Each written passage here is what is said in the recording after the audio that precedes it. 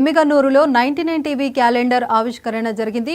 మాజీ MP Butta Renuka, assistant collector Kalyani, స్థానిక తహసీల్దార్ శేషాఫణి క్యాలెండర్ను ఆవిష్కరించారు. కార్యక్రమంలో వైష్ణవి విద్యాసంస్థల చైర్మన్ గడిగేల్ లింగప్ప, వైసీపీ నాయకులు పాల్గొన్నారు. 99 టీవీ మరింత ఎత్తుకు ఎదగాలని శేషాఫణి ఆకాంక్షించారు.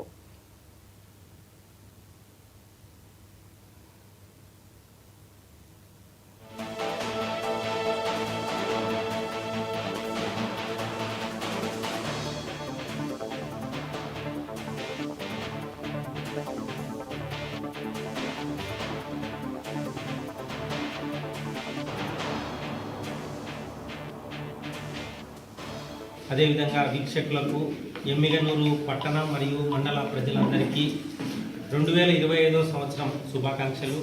సంక్రాంతి పండుగ మరియు నీలకంఠేశ్వర స్వామి జాతర శుభాకాంక్షలు.